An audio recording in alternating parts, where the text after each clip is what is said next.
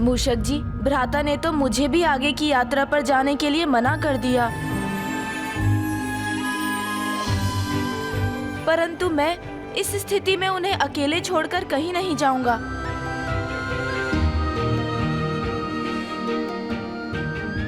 वो पर्वत का शिखर उपयुक्त रहेगा। यहाँ से मैं भ्राता के शिविर पर दृष्टि बनाए रख पाऊंगा। आइए प्रभु, मैं आपको अभी वहाँ ले चलता हूँ। उचित है मूषक जी, चलिए।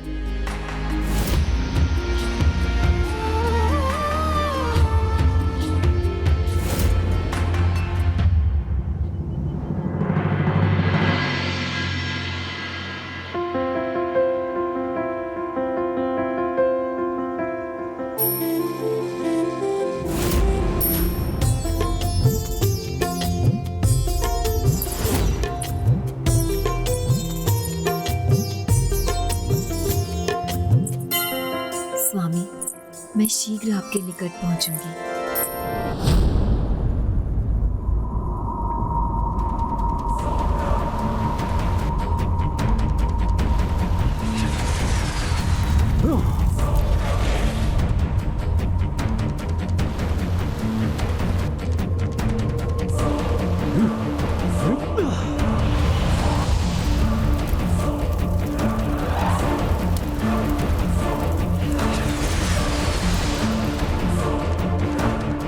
यहाँ से मुक्त होने का कोई तो उपाय होगा।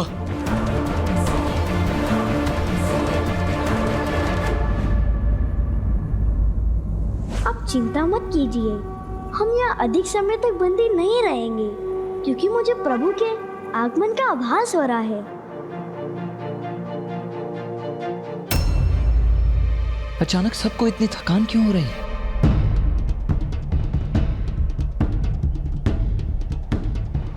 और स्वयं मुझे भी थकान का अनुभव हो रहा है। पर्वत श्रृंखला को तो पार कर लिया हमने, परंतु अब एक पग भी आगे बढ़ाना दुष्कर हो रहा है।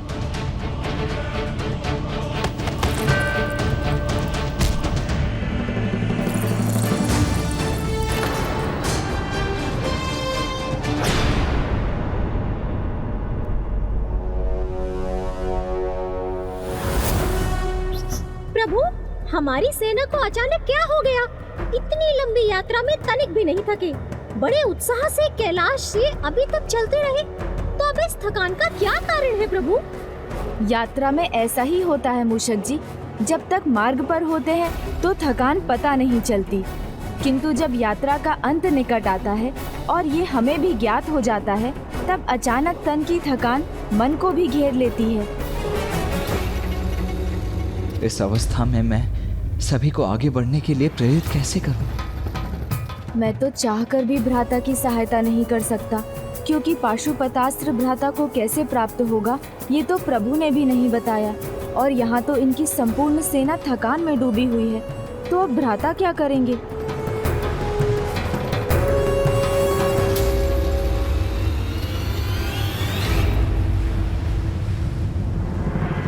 अंततः हम समुद्र के निकट पहुंच ही गए। मुझे आगे की यात्रा को संपन्न करने के लिए, उसके मार्गदर्शन के लिए प्रभु की पूजा करनी होगी।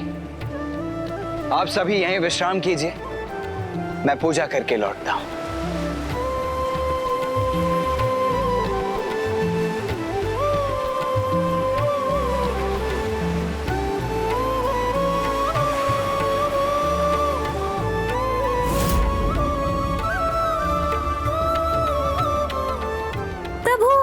भ्राता कार्तिकेय और उनकी सेना तो इन बादलों के कारण दिखाई ही नहीं दे रही। अब हम उन पर दृष्टि कैसे रखेंगे प्रभु? उन पर कोई संकट आ गया तो? आप निश्चिंत रहिए मूषक जी, मैं ऐसा कदापि नहीं होने दूंगा।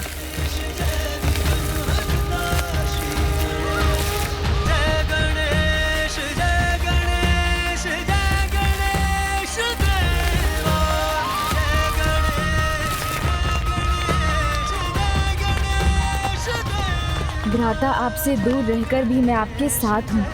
आपका अनुज गणेश सदा आपकी सहायता के लिए तत्पर रहेगा।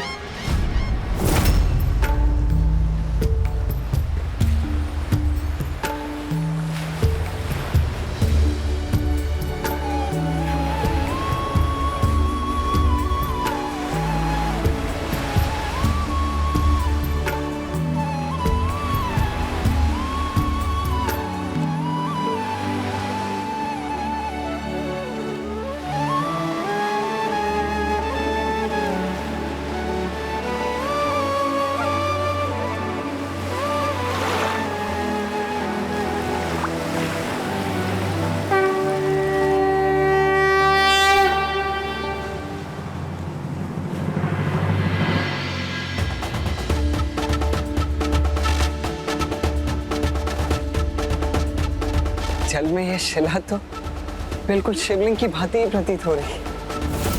कदाचित प्रभु ने मेरी प्रार्थना सुन ली। जय भोलेनाथ।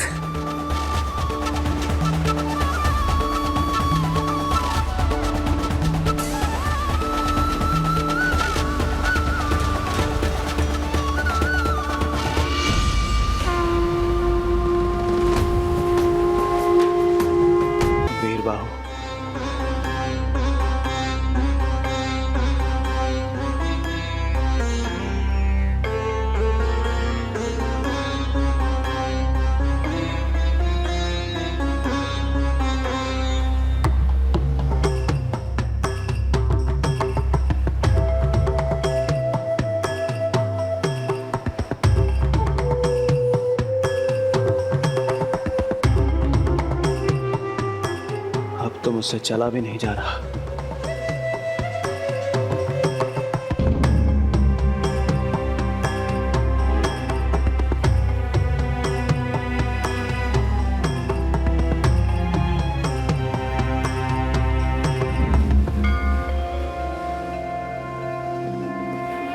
हे प्रभु, मेरी इस पूजा को स्वीकार कर मेरा मार्गदर्शन करने की कृपा करें।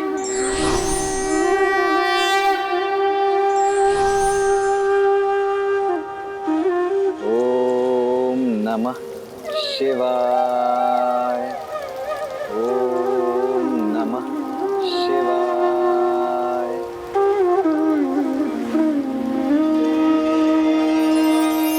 भवः शर्वो रुद्रः पशुपतिरथो ग्रहसः महान् तथा भीमेशानाविति यदभिधानाष्टकमिदम्। प्रभु आपके श्रीकालहस्ती धाम में मेरी पूजा स्वीकार करें। स्वामी,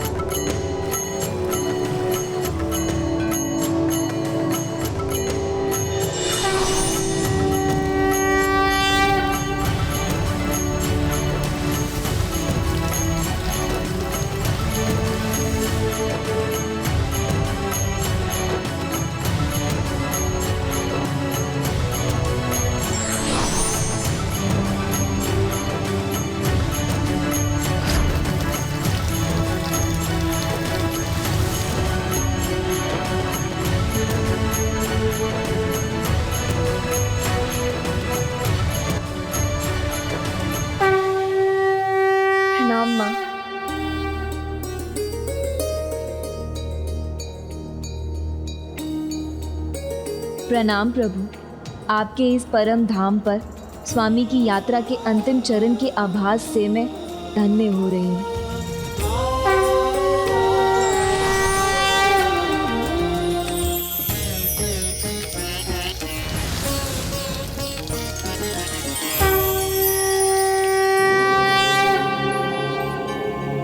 समय आ गया है जब मुझे पुत्र कार्तिकेय को पाशुपतास्त्र प्राप्ति के लिए तैयार करना चाहिए। तैयार तो मुझे भी करना है देव सेना को उसके भावी जीवन के लिए। प्रभु, मैं तो स्वामी कार्तिकेय के पद चिन्हों पर चलते हुए पंचभूत लिंगों की यात्रा संपन्न कर अपने लक्ष्य के निकट पहुंच रही हूँ। किंतु प्रभु, आपसे इतनी विनती है, आशीष दीजिए मेरे स्वामीनाथा को कि वो भी आपके पद चिन्हों पर चलकर अपने लक्ष्य को प्राप्त करें।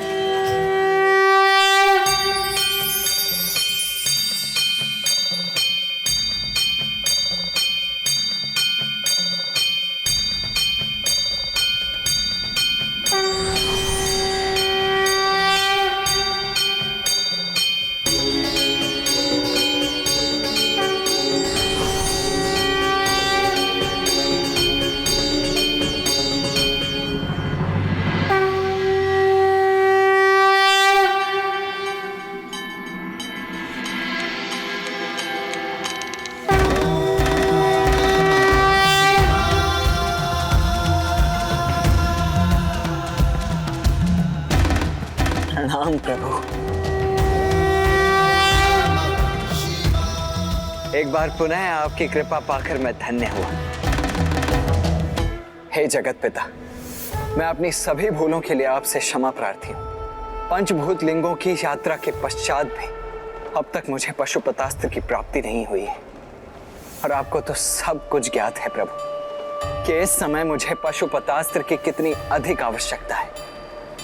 मुझे अन्य देवताओं की रक्षा करनी है, मुझे देवराज पुत्र जयंत की रक्षा करनी है, और उन दुष्ट असुरों का सर्वनाश करना है प्रभु। इसीलिए इस यात्रा में अब आप ही मेरा मार्गदर्शन करें।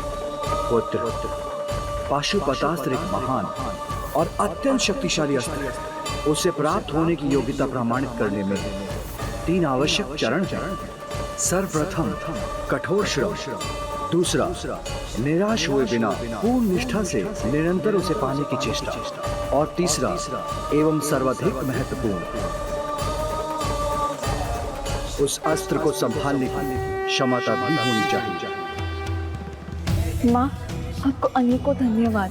आपके आशीष से ही मैं अपनी इस यात्रा की पूर्णता के निकट पहुंची हूँ। हाँ पुत्री, इस कठिन यात्रा को पूर्ण कर तुमने भक्ति, निष्ठा और समर्पण का परिचय दिया है। तुमने पाशुपतास्त्र प्राप्ति के 2 चरणों को सफलतापूर्वक पूर्ण कर लिया है पुत्र। अतः मैं तुम्हें पाशुपतास्त्र प्रदान करता हूँ।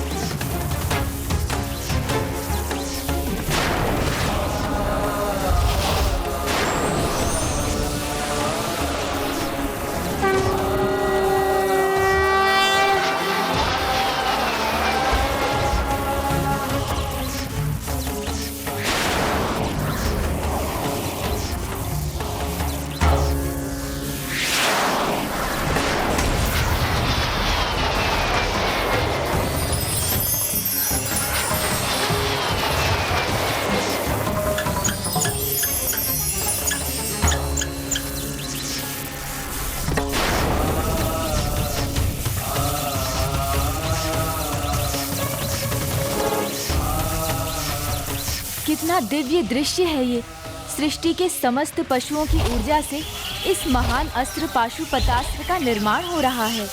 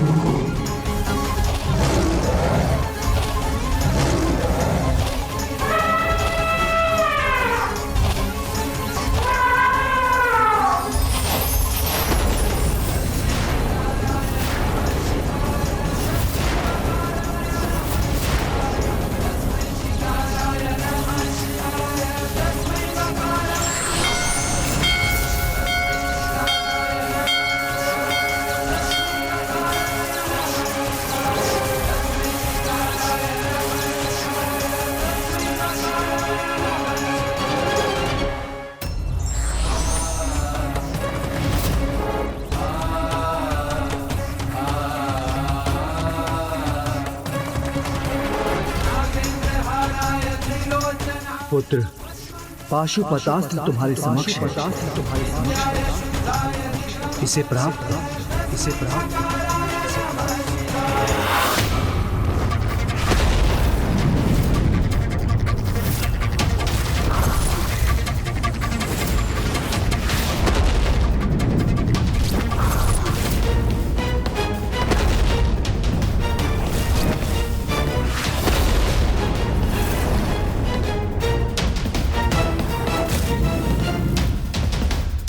जिनके आघात से ये सिंहासन चकनाचूर हो गया।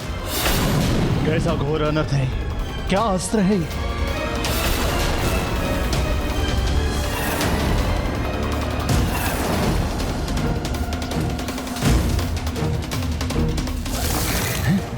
ये क्या हुआ? अवश्य ये भ्रम था मेरा, किंतु फिर ऐसे भयानक अस्त्र की कल्पना क्यों की मैंने?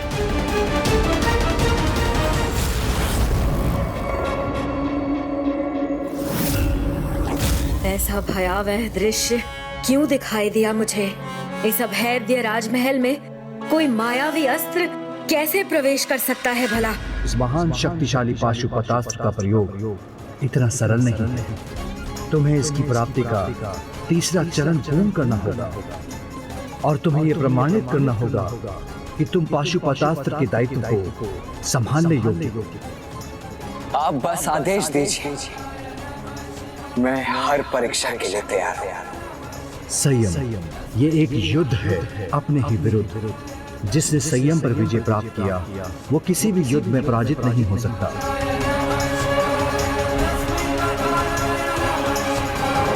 इसीलिए पाशुपतास्त्र को संभालने के लिए इस परीक्षा में उत्तीर्ण होना है।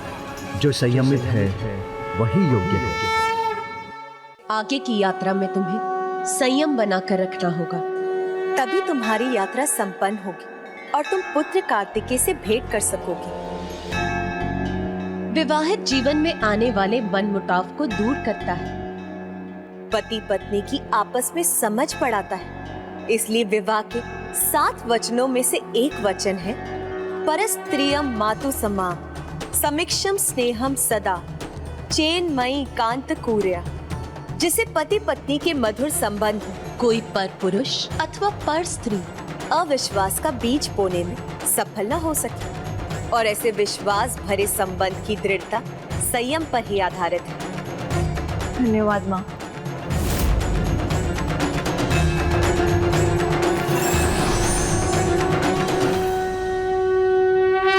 संयम का परिचय देने के लिए तुम्हें मौन व्रत रखना होगा। आपका वचन मेरे लिए आदेश है। आप जो भी व्रत कहेंगे मैं उसके लिए तैयार हूँ।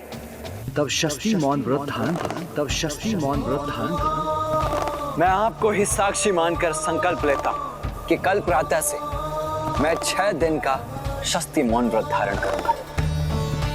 व्रत के प्रत्येक दिन का आरंभ मैं प्रभु पूजा में 1 सहस्त्र 8 बेलपत्र और 1 सहस्त्र 8 पुष्पों के अभिषेक से करूंगा। दिन में एक ही बार भोजन करूंगा और भोजन की मात्रा भी उतनी ही होगी प्रभु जितनी आपके प्रसाद से एक बार में मेरी मुट्ठी में आ जाए। इस परीक्षा में जिस संयम को प्रमाणित करने की आवश्यकता है मैं उसे प्रमाणित अवश्य करूंगा। आप बस मुझे आशीर्वाद दीजिए प्रभु कि मैं इस परीक्षा में सफल रहूं।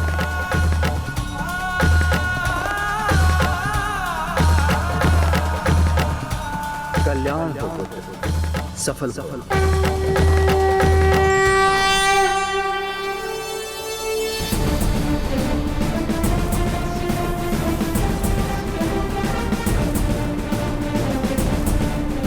इस परीक्षा में जिस संयम को प्रमाणित करने की आवश्यकता है मैं उसे प्रमाणित अवश्य करूंगा।